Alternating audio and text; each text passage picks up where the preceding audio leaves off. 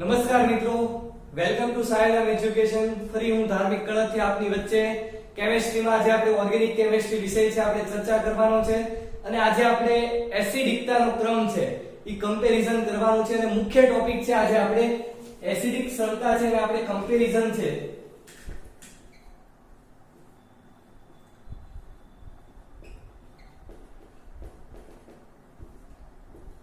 દર વખતે નીટ હોય કે જી હોય કે પછી સ્ટેટ બોર્ડ કે ગુજકેટની એક્ઝામ હોય તેમાં તમને દર વખતે એક થી બે ક્વેશ્ચન છે તો જોવા મળશે જ એસિડિક ક્ષમતાના.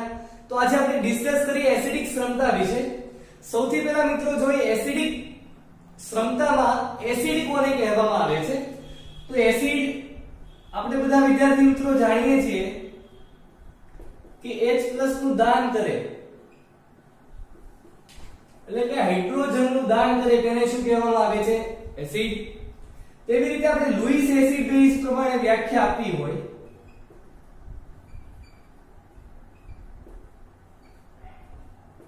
તો ઇલેક્ટ્રોન યુગ્મ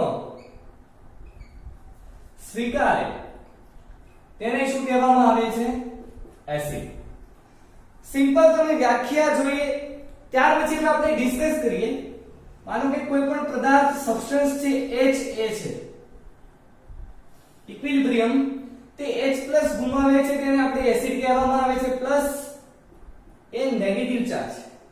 અને એક એક્ઝામ્પલ લઈએ આપણે Hb તે H+ ગુમાવે છે પ્લસ B-.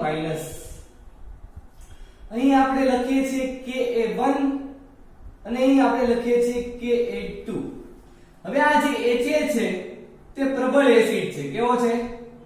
પ્રબળ એસિડ. પ્રબળ એસિડ નો જે આ A- છે એનાઇન છે તે કેવો હોય? નિર્બળ સંયુગ્મન બેઝ. કેવો હોય? અને Hb છે તે નિર્બળ એસિડ છે.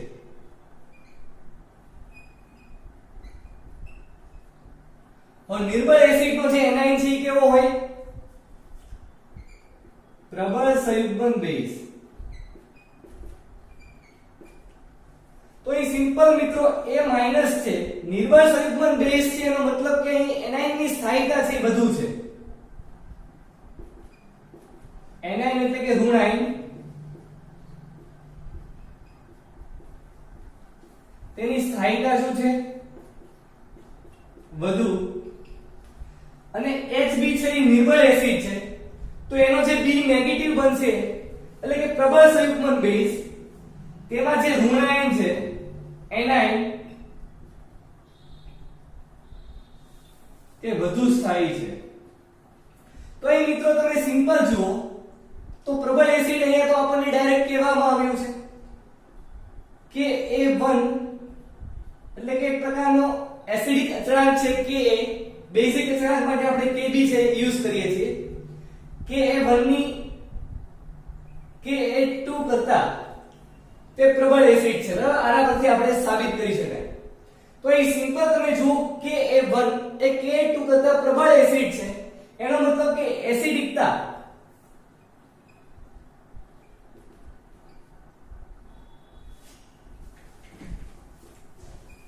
એસિડિકતા છે ડાયરેક્ટલી કોને પ્રપોઝલ છે? તે પ્રકારની ઋણાયનની સ્થાયીતા એટલે કે એનાઇનની સ્થાયીતા ઉપર આધાર રાખે છે. જેટલી ઋણાયનની સ્થાયીતા વધુ એટલી એસિડિકતા પણ વધુ. તો મિત્રો આ કોપી કરો. ત્યાર પછી આપણે નેક્સ્ટ મુખ્ય ટોપિક પર આવીએ. એસિડિક પ્રબળતાનો આપણે જે ક્રમ છે કમ્પેરિઝન કરવાનો છે. જે મુખ્ય ટોપિક છે તે નેક્સ્ટ જોઈએ ટોપિક.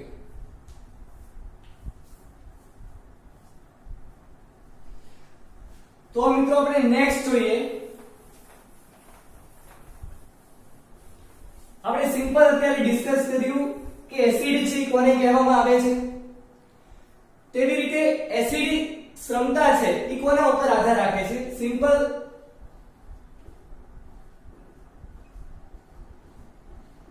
એસિડિક ક્ષમતા એટલે કે પ્રબળતા ડાયરેક્ટલી પ્રપોઝલ કરે છે ઋણાયનની સ્થાયીતા ઉપર. જેટલી ઋણાયનની સ્થાયીતા વધુ તેટલી તેની એસિડિકતા પણ શું થશે? વધુ. હવે આ ઋણ આયનની સ્થાયીતા છે એ કોના ઉપર ડિપેન્ડિંગ કરે છે? તો સિમ્પલ -m અને -i અસર આપણે મિત્રો આગળ જોઈ ચૂક્યા છીએ કે મેસોમેરિક અસર m એટલે કે સસ્પેન્શન અસર અથવા તો એને મેસોમેરિક અસર કહેવામાં આવે છે. -i અસરનો મતલબ થશે એક પ્રકારની ઋણ પ્રેરક અસર. ત્યાર પછી ઇન્વર્સલી પ્રોપોર્શનલ હોય છે +n અને +i અસર. એનો મતલબ કે જ્યારે પણ ઋણ આયનની સ્થાયીતા છે એ ડાયરેક્ટલી પ્રોપોર્શનલ છે -m -i અસર. એટલે કે જેટલી પણ -m -i અસર છે એ વધુ એટલી તેની એસિડિક ક્ષમતા પણ શું થશે? ઇન્ક્રીઝ એટલે કે વધશે. જ્યારે +m અને +i ધરાવતો સમૂહ છે એ જોડાયેલો હશે તેનો સિમ્પલ મતલબ છે કે તેની જે એસિડિક પ્રબળતા છે એ શું થશે? ડિક્રીઝ થશે. ત્યાર પછી મિત્રો હવે આપણે નેક્સ્ટ એક્ઝામ્પલ છે એ જોઈએ. આ ક્રમ જોયા પછી આપણે એક એક્ઝામ્પલ જોઈએ જે ખૂબ જ ઇમ્પોર્ટન્ટ છે. અહીં સિમ્પલ આપણે એક્ઝામ્પલ લઈએ. સૌથી પહેલા લેવામાં આવે ફિનોલ. બેન્ઝીન ઉપર OH સમૂહ હોય તેને શું કહેવામાં આવે છે? ફિનોલ. ત્યાર પછી મિત્રો નેક્સ્ટ એક્ઝામ્પલ લઈએ આપણે. એની પહેલા એક એક્ઝામ્પલ લઈએ CH3OH. તેને શું કહેવામાં આવે છે?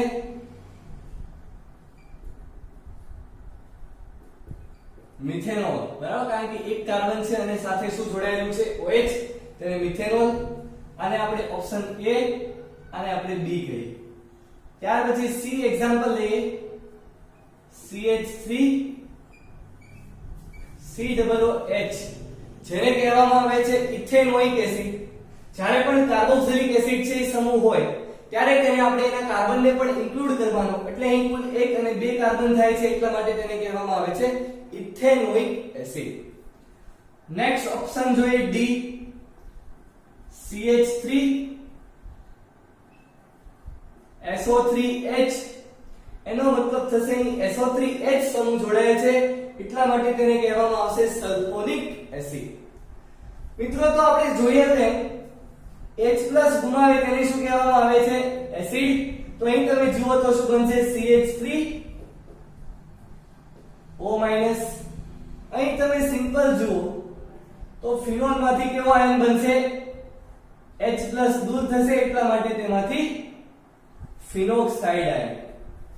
અને આ કાર્બોક્સિલિક એસિડ માંથી તમે જુઓ H+ દૂર થાય તો H+ દૂર અને આ થયો તમારો કાર્બોક્સિલેટ એનાઇન. નેક્સ્ટ એક્ઝામ્પલ જોઈએ સલ્ફોનિક એસિડમાં H+ દૂર થાય CH3SO3 ચાર્જ. હવે સિમ્પલ આપણે જોવું હોય કે આમાં એસિડિકતા સૌથી વધુ કોની હશે? તો અહીંયા સિમ્પલ તમે જુઓ અહીં O નેગેટિવ ચાર્જ છે. જો તમે અહીં સસ્પેન્શન બંધારણ દોરવા જાઓ તો અહીં નેગેટિવ માઈનસ છે અહીં આવશે. તો એવી રીતે તમે સસ્પેન્શનમાં અહીંયા જ્યારે પણ દ્વિબંધ હશે તે અહીં ટ્રાન્સફર એટલે એક પ્રકારનો અહીં આવી જશે. એટલે કે અહીં ઓર્થો ઉપર નેગેટિવ ચાર્જ, અહીં પેરા ઉપર નેગેટિવ ચાર્જ અને ફરી પાછો ઓર્થો ઉપર નેગેટિવ ચાર્જ. મેટા ઉપર ક્યારે પણ સસ્પેન્શન જોવા મળશે નહીં. ત્યાર પછી મિત્રો આપણે નેક્સ્ટ જોવા જઈએ તો ટૂંકમાં અહીં ફિનોક્સાઇડ આયન છે તેના કુલ 5 સસ્પેન્શન બંધારણ મળશે. કેટલા બંધારણ મળશે? 5 સસ્પેન્શન બંધારણ મળશે. એટલે કે અહીં નેગેટિવ ચાર્જ છે એ સ્થાયીતા ધરાવે છે. અહીં તમે કાર્બોક્સિલિક એસિડ સિમ્પલ એક્ઝામ્પલ જુઓ કાર્બોક્સિલિક એનાઇન. હું એ કાર્બોક્સિલિક એનાઇન ના સ્ટ્રક્ચર દોરું CH3 C એક ઓક્સિજન ડબલ O એક ઓક્સિજન O નેગેટિવ ચાર્જ. અહીં તમે સિમ્પલ જુઓ આ O નેગેટિવ ચાર્જ અહીં આવશે તો આ જે બંધ છે કોની ઉપર જશે? ઓક્સિજન પર. તો એનું જે સિમ્પલ બંધારણ બનશે બીજું CH3 C O negative charge અને અહીં શું આવશે? Double O. એટલે કે તમે અહીં કાર્બોક્સિલિક એનાઇન ની વાત કરો તો અહીં ટૂંકમાં 2 સસ્પેન્શન બંધારણ મળે છે. કેટલા મળે છે? 2 સસ્પેન્શન બંધારણ. ત્યાર પછી તમે અહીં સલ્ફોનિક એસિડ જુઓ તો એના અહીં બંધારણ જુઓ CH3 S double O O O minus. અહીં તમે સિમ્પલ આ ઓક્સિજન અહીં આવશે, આ ઓક્સિજન અને સલ્ફર વચ્ચે, તો આ ઓક્સિજનના ફેવરમાં નેગેટિવ ચાર્જ એટલે કે CH3 SO નેગેટિવ અને ડબલ બોન્ડ O, અહીં પણ ડબલ બોન્ડ. ત્યાર પછી મિત્રો આ નેગેટિવ ચાર્જ અહીં આવશે એક વખત આ ઓક્સિજનના ફેવરમાં, તો અહીં સિમ્પલ તમે રેઝોનન્સ સસ્પેન્શન બંધારણ કરો CH3O નેગેટિવ અને આ ઓક્સિજન ઉપર નેગેટિવ છે. તો આ તમે કાર્બોક્સિલિક એનાયન ની વાત કરવા સલ્ફોનેટ એનાયન ની વાત કરવામાં આવે તો અહીં કુલ 3 સસ્પેન્શન બંધારણ મળે છે. કેટલા બંધારણ મળે છે? 3 સસ્પેન્શન બંધારણ મળે છે. તો અહીં તમે મિત્રો સિમ્પલ જુઓ તો સૌથી વધુ પ્રબળ એસિડિકતા SO3H અને કાર્બોક્સિલિક એસિડ માંથી સૌથી વધારે સલ્ફોનિક એસિડ છે, એ વધુ પ્રબળ એસિડ છે, એટલા માટે જવાબ આવશે ડી. ત્યાર પછી કાર્બોક્સિલિક એસિડ અને ફિનોલ ની વાત કરવામાં આવે તો ઓબ્વિયસલી કાર્બોક્સિલિક એસિડ છે તે વધુ પ્રબળ એસિડ છે, અહીં સી. અને આલ્કોહોલ અને ફિનોલ ની વાત કરવામાં આવે તો અહીં ફિનોલ છે સસ્પેન્શન રીતે વધુ સ્થાયીતા ધરાવે છે, એટલા માટે ઓપ્શન બી. અને ત્યાર પછી તમે સિમ્પલ જુઓ તો તમારો ફેવરિટ મિથેનોલ. તો આ રહ્યો તમારો આન્સર. અને સિમ્પલ રીતે આપણે સોલ્યુશન છે એ કરી શકીએ છીએ એસિડિક પ્રબળતાના કમ્પેરિઝનનો. કોપી કરો મિત્રો. ત્યાર પછી આપણે નેક્સ્ટ એસિડિક પ્રબળતાના ક્રમ જોઈએ. ત્યાર પછી મિત્રો આપણે next methanol, phenol, carboxylic acid અને સલ્ફોનિક એસિડના બંધારણ વિશે ચર્ચા કરી. ત્યાર પછી આપણે એસિડિક પ્રબળતાનો ક્રમ જોઈએ. સિમ્પલ આપણે એક્ઝામ્પલ લઈએ. જ્યારે પણ બેન્ઝીન હોય તેની ઉપર OH સમૂહ હોય તેને કહેવામાં આવે છે ફિનોલ. શું કહેવામાં આવે છે? ફિનોલ. અને બીજું એક આ ઓપ્શન A. ત્યાર પછી ઓપ્શન બી જોઈએ. અહીં બેન્ઝીન ઉપર OH સમૂહ અને અહીં લેવામાં આવે છે NO2 એટલે કે નાઇટ્રો સમૂહ છે લેવામાં આવે. હવે એસિડિક પ્રબળતા આપણે કમ્પેરિઝન કરવી હોય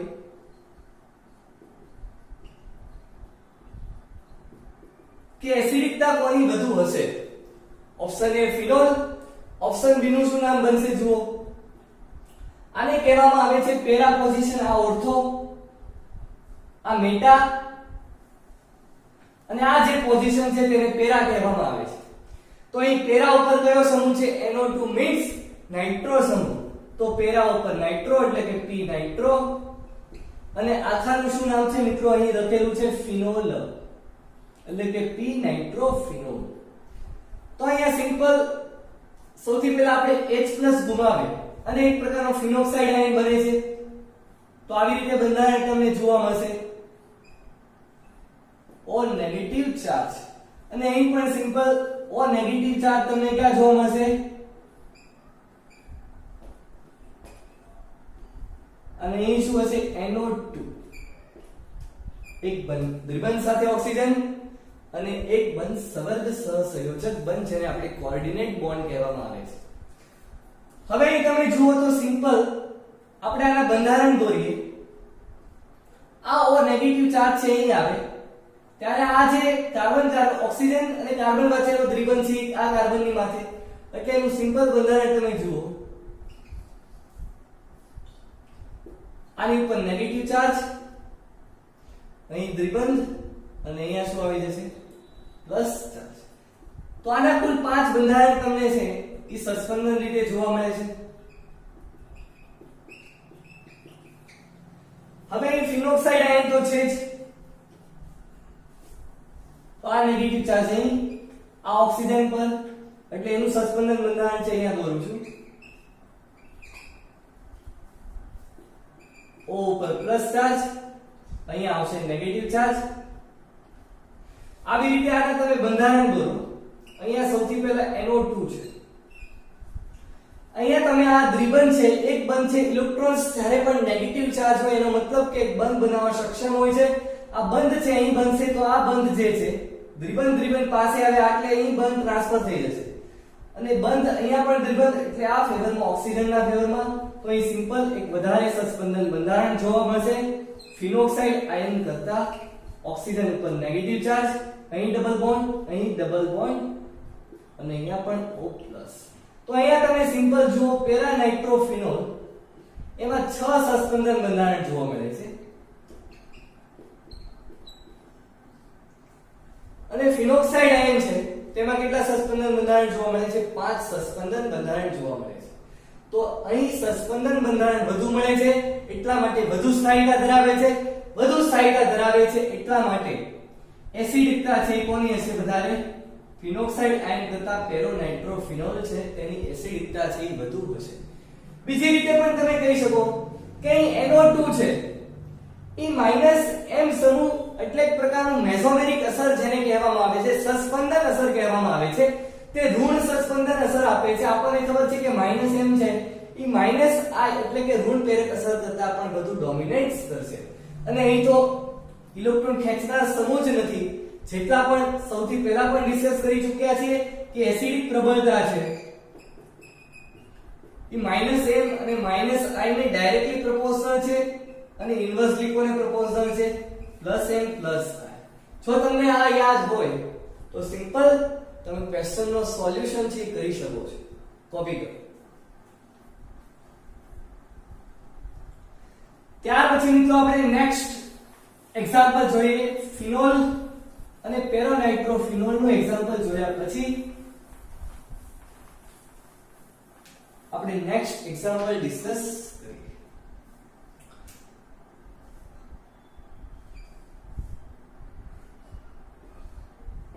અહીં OH ઓપ્શન A અહીં લેવામાં આવે છે OCH3 હવે તમે સિમ્પલ રીતે આનો આન્સર છે આપી શકશો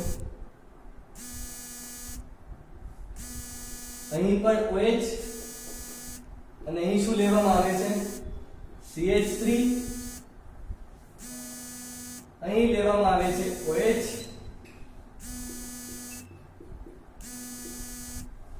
બંગડી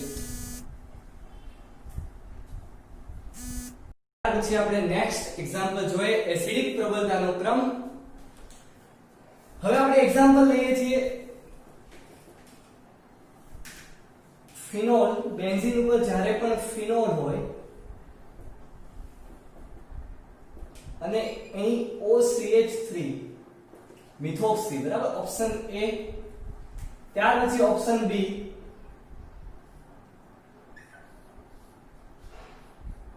બેન્ઝીન અહીં લેવામાં આવે છે મિથાઇલ સમૂહ અને અહીં લેવામાં આવે છે OH ઓપ્શન C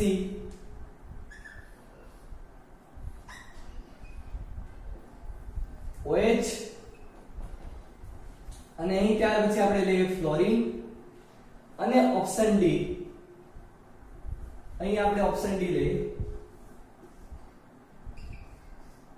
બેન્ઝીન ઉપર જ્યારે પણ OH સમૂહ હોય અને પેરા પોઝિશન ઉપર NO2 સમૂહ હવે એસિડિક ક્ષમતા કોની વધુ હશે સૌથી પહેલા અહીં તમે જુઓ OCH3 છે અહીંથી ઇલેક્ટ્રોન્સ છે તે આપશે બેન્ઝીનને ઇલેક્ટ્રોન્સ છે તે આપે છે એટલા માટે અહીં કેવી અસર +M મેસોમેરિક અસર છે કોના કરતા વધુ હશે +I કરતા પણ વધુ હશે જ્યારે પણ મિથાઇલ સમૂહ આવે ત્યારે સમજી જવાનું +H અને +I એટલે કે હાઇપર કન્જુગેશન અસર અને +I એટલે કે એક પ્રકારની પ્રેરક અસર આપે છે ત્યાર પછી ફ્લોરીન સમૂહ જોડાયેલો છે હંમેશા જ્યારે પણ હેલોજન સમૂહ 17મો સમૂહ હોય ત્યારે સમજી જવાનું કે એ -I એટલે કે ઋણ પ્રેરક અસર આપે છે અને જ્યારે NO2 સમૂહ હોય આપણે આગળના જ લેક્ચરમાં ટોપિકમાં આપણે ડિસ્કસ કર્યું કે જ્યારે પણ અહીં NO2 સમૂહ હોય ત્યારે તે -M અને -I અસર છે આપે છે પરંતુ -I એટલે કે મેસોમેરિક અસર છે એ ઋણ પ્રેરક અસર કરતા પણ વધુ હોય હવે આપણે એસિડિક પ્રબળતાના ક્રમમાં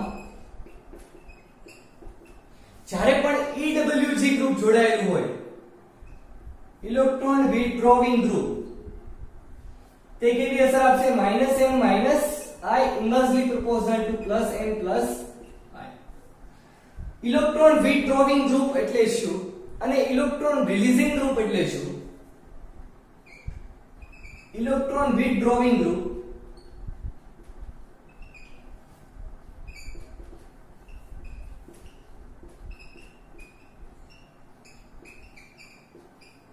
અને ERG એટલે કે ઇલેક્ટ્રોન રિલીઝિંગ ગ્રુપ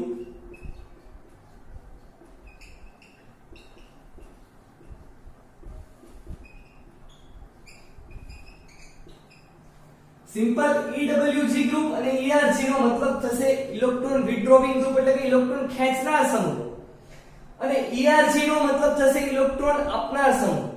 જ્યારે પણ કોઈ પણ માણસ ભૂખ્યો હોય ત્યારે તેને કોઈ ભોજન આપે તો તેના માટે સારું હોય અને ઘણી વખત પેટ જ્યારે પણ ફૂલ થઈ ગયું હોય ત્યારે ઇલેક્ટ્રોન્સ છે એ કોઈ છોડાવનાર એટલે કે આપણું જે કોઈ એક્સરસાઇઝમાં મદદ કરે તો એના માટે આપણે સારું કહેવાય, કોઈ ખેંચી લે આપણામાંથી તેઓ સારું કહેવાય. તો અહીં પણ સેમ જ્યારે પણ કાર્બોએનાઇન હોય તે બ્રાઇટમ કક્ષામાં 8 ઇલેક્ટ્રોન્સ છે એટલે કે ઇલેક્ટ્રોન્સ પોતાની પાસે જ છે ત્યારે EWG ગ્રુપ જોડાયેલું હોય ત્યારે તેની -n -i અસર જોવા મળશે અને જ્યારે કાર્બોકેટનની વાત કરવામાં આવે તે 6 ઇલેક્ટ્રોન્સ હોય છે તે પ્રકારનો ઇલેક્ટ્રોન્સની જરૂર છે એટલા માટે અહીં ERG દ્વારા ઇલેક્ટ્રોન્સથી પ્રોવાઈડ કરવામાં આવે છે. તો સિમ્પલ જ્યારે પણ અહીં EWG ગ્રુપ જોડાયેલું હોય ત્યારે તે -n -i અસર આપશે. તો સિમ્પલ ક્વેશ્ચન સોલ્વ. એસિડિક પ્રબળતાનો ક્રમ છે એ ડાયરેક્ટલી પ્રોપોર્શનલ -n -i. સૌથી વધારે ડોમિનેન્સ કોણ થશે? D, કારણ કે NO2 ઉપર કેવી અસર મળે છે? મેસોમેરિક અસર, સસ્પેન્શન અસર. ત્યાર પછી ઓપ્શન શું આવશે? C, meta position, Terra position ઉપર ફ્લોરિન છે એટલા માટે ખાલી ઋણ પ્રેરક અસર. અને ત્યાર પછી ઓપ્શન B અને ત્યાર પછી option A.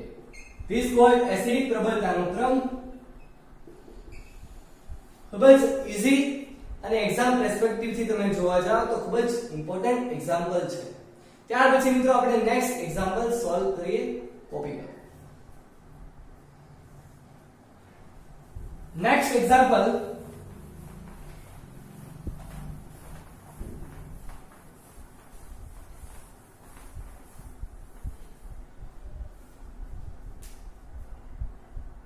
Option A,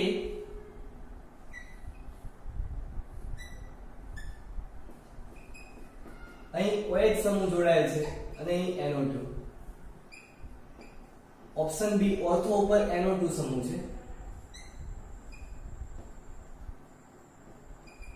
OH meta ઉપર NO2 અને ઓપ્શન C,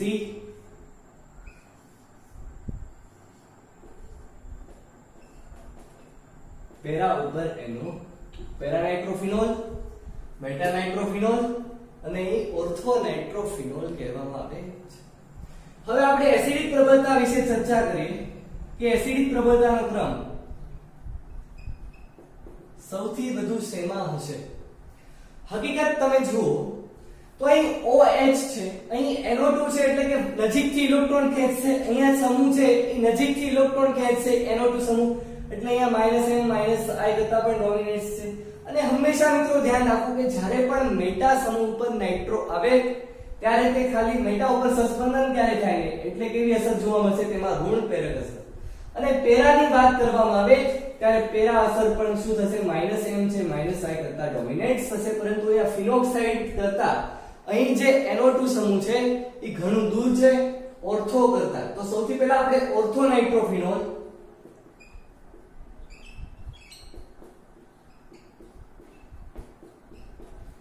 અને પેરા નાઇટ્રોફિનોલ માં આપણે ચર્ચા કરીએ. એસિડિકતા છે કોની વધુ હશે? તો સૌથી પહેલા સિમ્પલ ઓપ્શન A આન્સર, ત્યાર પછી શું આવશે? C અને ત્યાર પછી શું આવશે? Lastly meta nitro. પરંતુ મિત્રો જો તમે આવી રીતે સોલ્યુશન કરશો તો તમારે એક્ઝામમાં MCQ નો માર્ક છે કપાશે. આ તમારી સૌથી મોટી મિસ્ટેક હશે જો તમે આવી રીતે વિચાર્યું તો. તો અહીં શું ટ્વિસ્ટ છે આપણે જોઈએ. અહીંયા કઈ રીતે બંધ છે એ જોવા મળે છે. હવે આપણે અહીં મિત્રો જોઈએ, અહીં NO2 સમૂહ છે, અહીંયા હું લખું છું ઓર્થો નાઇટ્રોફિનોલ અહીં OH અને NO2 ડબલ બોન્ડ એક ઓક્સિજન કોઓર્ડિનેટ બોન્ડ એટલે કે સહજ બંધ. હવે અહીં તમે જુઓ મિત્રો તો અહીં હાઇડ્રોજન અને ઓક્સિજન વચ્ચે એક પ્રકારનો હાઇડ્રોજન બંધ જોવા મળશે, H બંધ જે જોવા મળે છે. આપણને ખ્યાલ છે કે એક જ અણુ એક જ મોલેક્યુલમાં જ્યારે પણ હાઇડ્રોજન બંધ જે જોવા મળે તેને કહેવામાં આવે છે આંતર આણ્વિક હાઇડ્રોજન બંધ.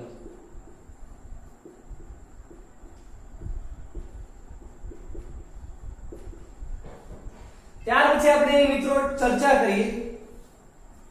હું આ સોલ્યુશનમાં તમને MCQ છે એ સોલ્વ કરાવું છું. અહીં NO2 સમૂહ છે બરાબર.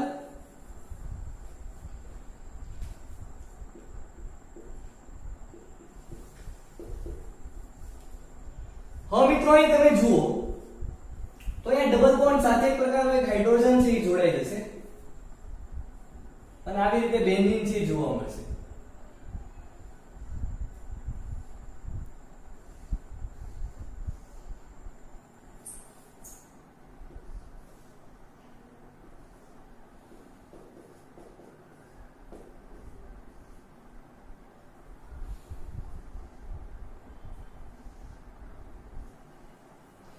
હવે અહીં તમે જુઓ આ બંને વચ્ચે એક પ્રકારનો હાઇડ્રોજન બંધ બન્યો. H બંધના ઘણા બધા પ્રકાર છે. એક જ અણુ વચ્ચે જ્યારે પણ બંધ બને છે હાઇડ્રોજન બંધ તેને આપણે કહેવામાં આવે છે આંતર આણ્વિક હાઇડ્રોજન બંધ. જ્યારે બીજા અણુ વચ્ચે અલગ મોલેક્યુલ્સ વચ્ચે જ્યારે પણ બંધ બને છે તેને આપણે કહેવામાં આવે છે આંતર આણ્વિક હાઇડ્રોજન બંધ. શું કહેવામાં આવે છે મિત્રો? આંતર આણ્વિક હાઇડ્રોજન બંધ. આપણે આગળ ચર્ચા કરી તેમ આંતર આણ્વિક હાઇડ્રોજન બંધ છે. તમે સિમ્પલ જુઓ તો તેનું ઉત્કલન બિંદુ પણ વધારે હોય છે. શું હોય છે? ઉત્કલન બિંદુ.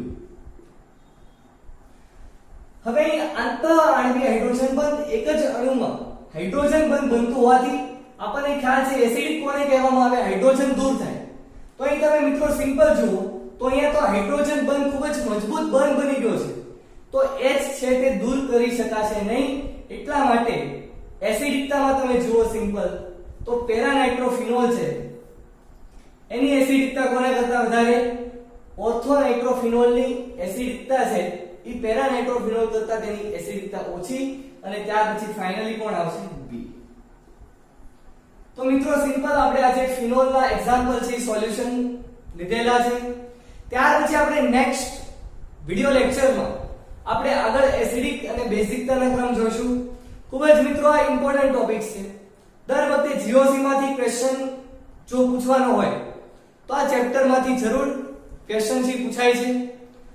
તો ખાસ વિદ્યાર્થી મિત્રો જે પણ વિદ્યાર્થી મિત્રોએ હજી ચેનલ છે સબસ્ક્રાઇબ કરી નથી તો જરૂરી મિત્રો સબસ્ક્રાઇબ ચેનલ કરે અને બેલ આઇકન બટન દબાવે જેથી તમને નોટિફિકેશન છે મારા વિડિયોની જરૂર મળે. અને આપણે કેમિસ્ટ્રીમાં દરેક ચેપ્ટર વિશે તેવી જ રીતે દરેક મુખ્ય ટોપિક વિશે આપણે આગળ વિડિયોની માહિતી દ્વારા તમને મળશે. અને જરૂરી લક્ષી ઇમ્પોર્ટન્સ એક્ઝામ્પલ્સ છે અહીં લેવામાં આવે છે. IMP જે નીટ જી ગુજકેટ એવી એક્ઝામમાં જે પણ પૂછાઈ ગયેલા MCQs છે તે ડિસ્કસ કરવામાં આવે છે. તો વિદ્યાર્થી મિત્રો ખાસ લર્ન કરો, કોપી કરો. Stay home, stay safe. Thank you so much.